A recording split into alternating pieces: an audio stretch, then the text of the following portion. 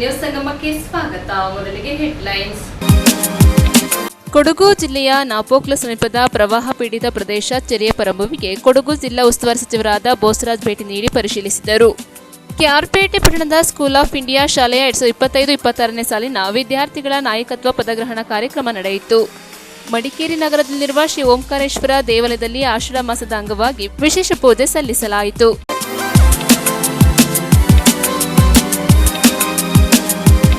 ಮಡಿಕೇರಿ ನಗರದಲ್ಲಿರುವ ಶ್ರೀ ಓಂಕಾರೇಶ್ವರ ದೇವಾಲಯದಲ್ಲಿ ಆಷಾಢ ಮಾಸದ ಅಂಗವಾಗಿ ವಿಶೇಷ ಪೂಜಾ ಕಾರ್ಯಕ್ರಮಗಳನ್ನು ಹಮ್ಮಿಕೊಳ್ಳಲಾಗಿತ್ತು. ಕೊಡಗು ಜಿಲ್ಲೆಯ ಮಡಿಕೇರಿ ನಗರದಲ್ಲಿರುವ ಇತಿಹಾಸ ಪ್ರಸಿದ್ಧ ದೇವಾಲಯವಾದ ಶ್ರೀ ಓಂಕಾರೇಶ್ವರ ದೇವಾಲಯದಲ್ಲಿ ಆಷಾಢ ಮಾಸದ ಅಂಗವಾಗಿ ವಿಶೇಷ ಪೂಜಾ ಕಾರ್ಯಕ್ರಮಗಳನ್ನು ಹಮ್ಮಿಕೊಳ್ಳಲಾಗಿತ್ತು. ಶಿವಲಿಂಗಕ್ಕೆ ಅರ್ಚಕರ ಸಮ್ಮುಖದಲ್ಲಿ ವಿಶೇಷ ಅಭಿಷೇಕಗಳನ್ನು ನೆರವೇರಿಸಿ ನಂತರ ಸುಗಂಧ ಪುಷ್ಪಗಳಿಂದ ಸುಂದರ ರೀತಿಯಲ್ಲಿ ಅಲಂಕಾರವನ್ನ ಮಾಡಲಾಗಿತ್ತು. ವೇದ ಮಂತ್ರಗಳನ್ನು ಜಪಿಸಿ ಮಹಾಮಂಗಳಾರತಿಯನ್ನ ಮಾಡಿದರು. ಇದೇ ಸಂದರ್ಭದಲ್ಲಿ ಮಡಿಕೇರಿ ವಿಧಾನಸಭಾ ಕ್ಷೇತ್ರದ ಶಾಸಕರಾದ ಡಾಕ್ಟರ್ ಮಂತರ್ಗೌಡರು ದೇವಾಲಯಕ್ಕೆ ಧಾವಿಸಿ ಓಂಕಾರೇಶ್ವರ ಸ್ವಾಮಿಯ ದರ್ಶನವನ್ನ ಮಾಡಿ ಕಣ್ಣು ತುಂಬಿಕೊಂಡು ಪಾವನರಾದರು. ಇದೇ ಸಂದರ್ಭ ಅಧಿಕ ಸಂಖ್ಯೆಯಲ್ಲಿ ಭಕ್ತಾದಿಗಳು ಪಾಲ್ಗೊಂಡಿದ್ದರು.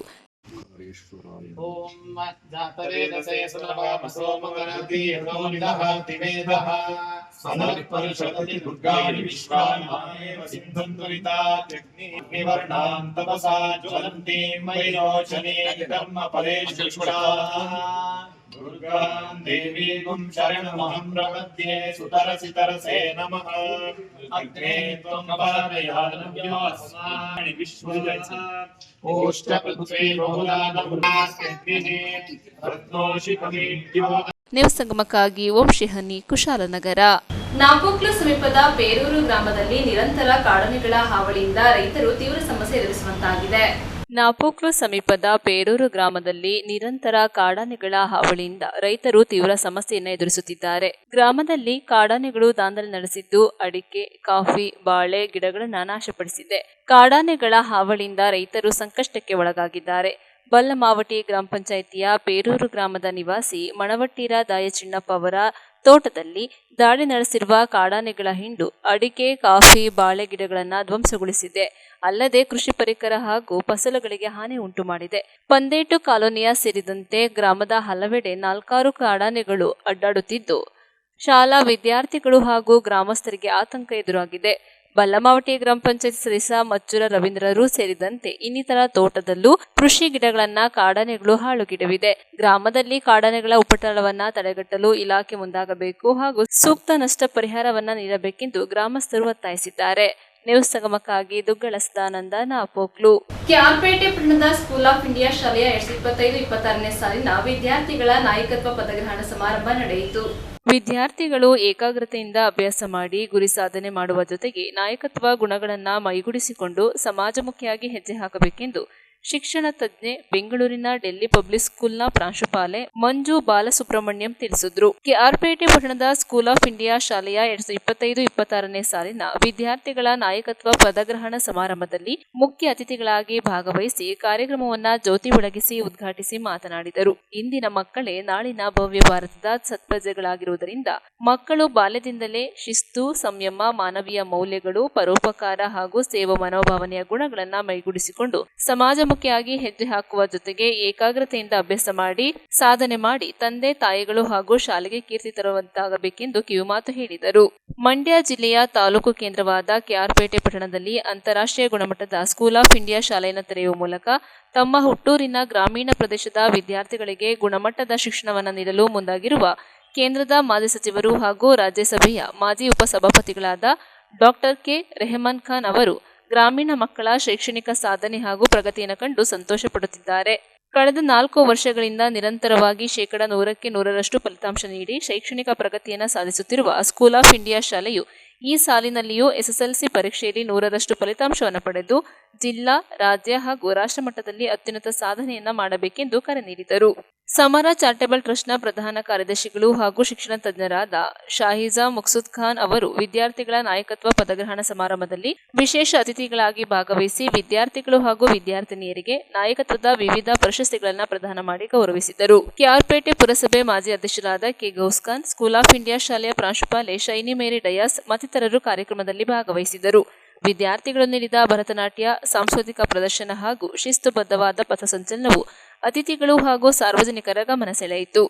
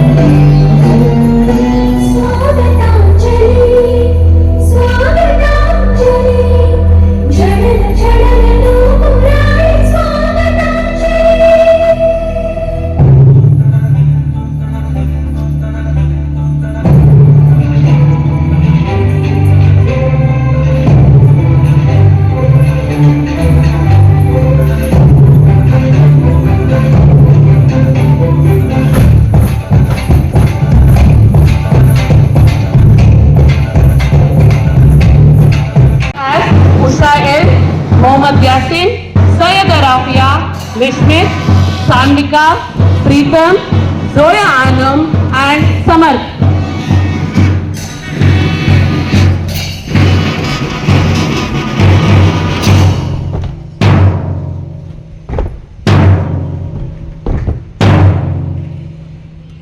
I want all of you to know, do you know Rahman Khan sir?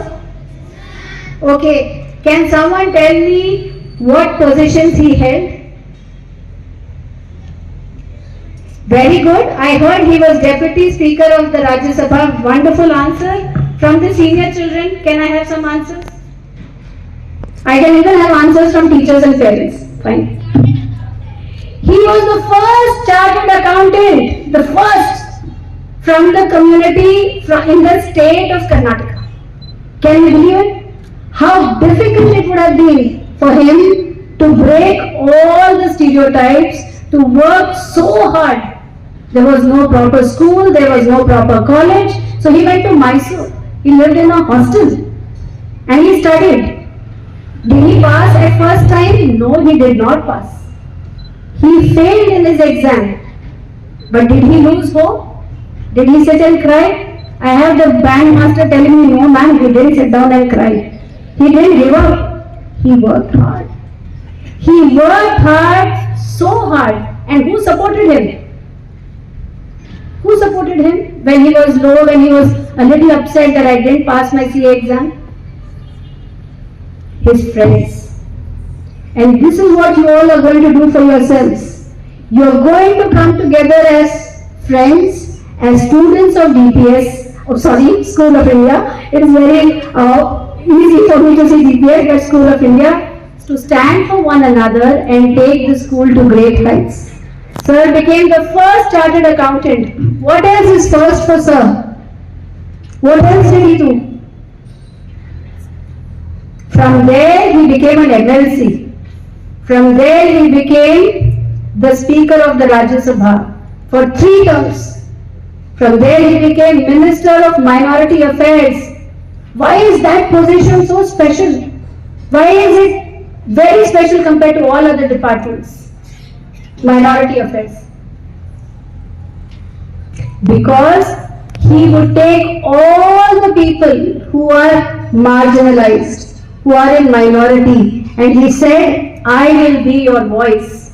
I will only not represent the majority, I will represent people who are vulnerable, who are marginalized, who are in minority, and I will take all your voice to the president of the country or the prime minister of the country.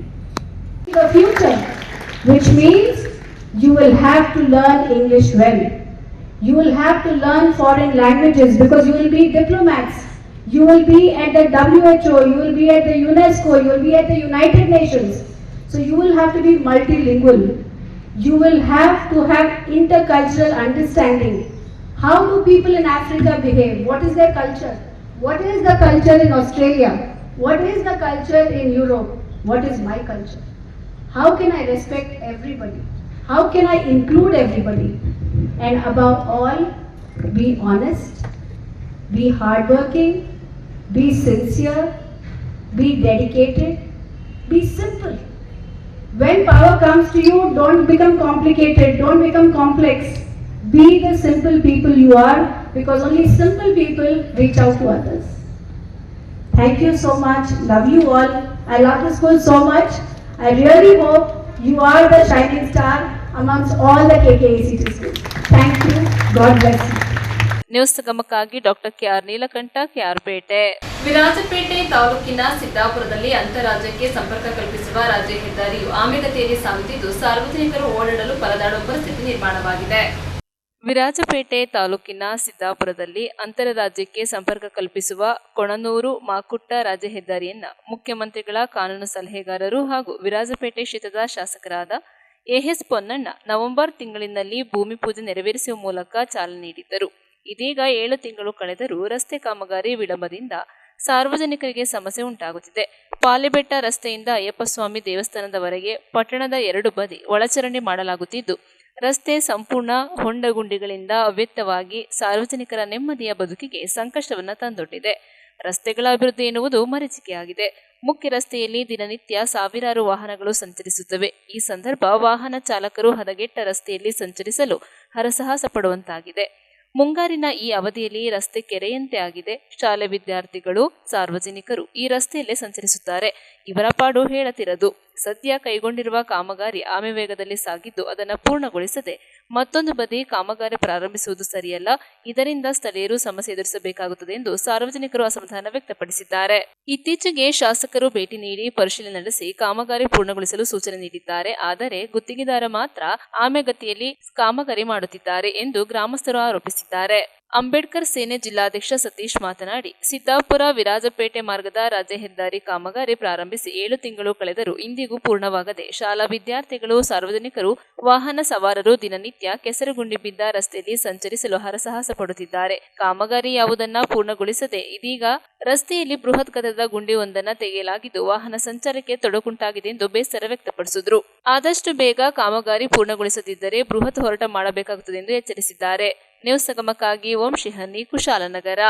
Napoklu ಸಮೀಪದ ಪ್ರವಾಹ ಪೀಡಿತ ಪ್ರದೇಶ ಚೆರಿಯ ಪರಮುವಿಗೆ ಕೊಡಗು ಜಿಲ್ಲಾ ಉಸ್ತುವಾರಿ ಸಚಿವರಾದ ಬೋಸರಾಜ್ ಭೇಟಿ ನೀಡಿ ಪರಿಶೀಲಿಸಿದರು. ಅತಿವೃಷ್ಟಿಯಿಂದ ಜಲಾವೃತವಾಗುವ ಪ್ರದೇಶಗಳಲ್ಲಿ ವಾಸಿಸುವ ಮಂದಿಗೆ ಯಾವುದೇ ಸಮಸ್ಯೆ ಆಗದಂತೆ ಕ್ರಮ ಕೈಗೊಳ್ಳಲಾಗುವುದು ಎಂದು ಕರ್ನಾಟಕ ಸರ್ಕಾರದ ಸಣ್ಣ ನೀರಾವರಿ ಮತ್ತು ವಿಜ್ಞಾನ ಮತ್ತು ತಂತ್ರಜ್ಞಾನ ಸಚಿವ, ಕೊಡಗು ಜಿಲ್ಲಾ ಉಸ್ತುವಾರಿ ಸಚಿವರಾದ ಬೋಸರಾಜ್ ತಿಳಿಸಿದರು. ನಾಪೋಕ್ಲ ಸಮೀಪದ ಪ್ರವಾಹ ಪೀಡಿತ ಪ್ರದೇಶ ಚೆರಿಯ ಪರಮುವಿಗೆ ಭೇಟಿ ನೀಡಿ ಪ್ರವಾಹದಲ್ಲಿ ಮುಳುಗಡೆಯಾಗುವ ನಾಪೋಕ್ಲು ಕಲ್ಲುಮೊಟ್ಟೆ ರಸ್ತೆ ಸಂಪರ್ಕಕ್ಕೆ ನೂತನವಾಗಿ 1.89 ಲಕ್ಷ ರು ವೆಚ್ಚದಲ್ಲಿ ನಿರ್ಮಿಸಲಾಗುತ್ತಿರುವ ಮೇಲ್ಸೇತುವೆ ಪರಿಸರವನ್ನ ಪರಿಶೀಲನೆ ನಡೆಸಿ ಮಾತನಾಡಿದರು. ಶಾಸಕರಾದ ಎಎಸ್ ಪೊನ್ನಣ್ಣ ಬಂದ ಮೇಲೆ ಇದನ್ನು ಮನಗಂಡು ಅವರ ಪ್ರಯತ್ನದ ಫಲವಾಗಿ ಈ ಕಾಮಗಾರಿಗಳನ್ನ ಕೈಗೆತ್ತಿಕೊಳ್ಳಲಾಗಿದೆ. ಮಳೆಗಾಲ ಮುಗಿದ ನಂತರ ರಸ್ತೆ ಎತ್ತರಿಸುವ ಕಾಮಗಾರಿ ಮುಂದುವರಿಸಲಾಗುವುದು. ಮುಂದಿನ ವರ್ಷ ರಸ್ತೆ ಸಂಪರ್ಕಕ್ಕೆ ಯಾವುದೇ ಸಮಸ್ಯೆ ಲಭಿಸದು. ಕಳಪೆ ಕಾಮಗಾರಿ ಬಗ್ಗೆ ದೂರುಗಳು ಬಂದಲ್ಲಿ ಸೂಕ್ತ ಕ್ರಮ ಕೈಗೊಳ್ಳಲಾಗುವುದು ಎಂದರು. ಮುಖ್ಯಮಂತ್ರಿಗಳ ಕಾನೂನು ಸಲಹೆಗಾರರಾದ ಶಾಸಕರಾದ ಎಎಸ್ ಪೊನ್ನಣ್ಣ ಮಾತನಾಡಿ, ತಜ್ಞರ ಮಾರ್ಗದರ್ಶನದಲ್ಲಿ ಇಂಜಿನಿಯರ್ಗಳು ಪರಿಶೀಲನೆ ನಡೆಸಿ ಉತ್ತಮ ಗುಣಮಟ್ಟದ ರಸ್ತೆ ಸೇತುವೆ ನಿರ್ಮಿಸಲಾಗುತ್ತಿದೆ. ಕಳೆದ ಬಾರಿ ಕುಸಿತವಾಗಿದ್ದ ಕುಟ್ಟ ಮತ್ತು ಕೆದಮುಳ್ಳೂರು ಭಾಗದ ರಸ್ತೆಯನ್ನು ಪುನರ್ ನಿರ್ಮಿಸಲಾಗಿದೆ. ಉತ್ತಮ ಗುಣಮಟ್ಟದ ಕಾಮಗಾರಿ ಕೈಗೊಳ್ಳಲಾಗುವುದು ಎಂದರು.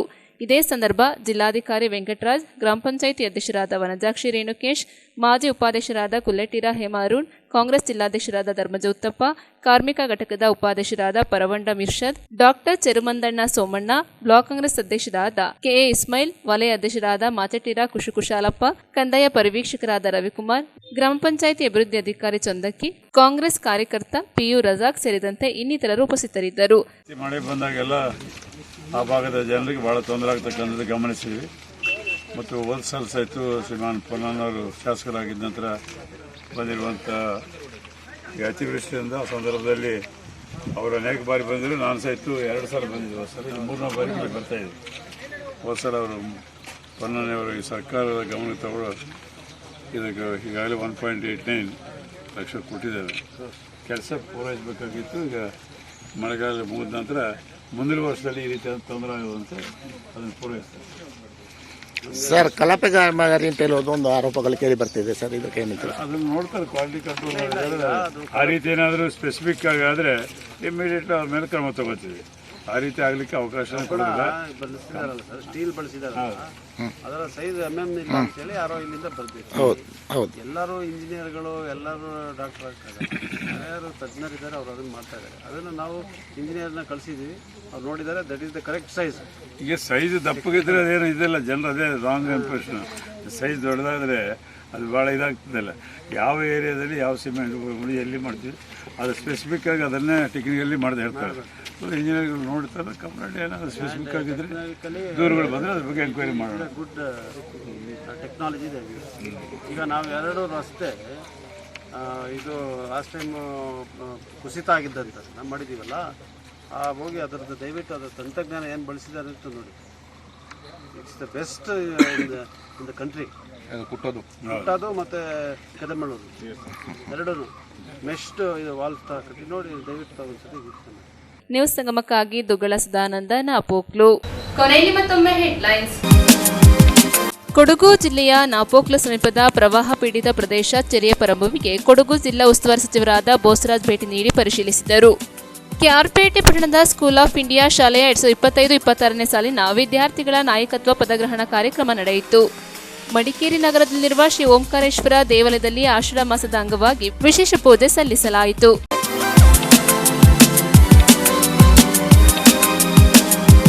ಇಲ್ಲಿಗೆ ನ್ಯೂಸ್ ಸಂಗಮ ಮುಕ್ತಾಯವಾಯಿತು. ಸುದ್ದಿ, ಮಾಹಿತಿ, ಮನರಂಜನೆಗಾಗಿ ನೋಡ್ತಾ ಇರಿ ಸಂಗಮ ಟಿವಿ. ವಂದನೆಗಳೊಂದಿಗೆ ಸುಪ್ರೀತಾ ಎಲ್ಲೆನ್.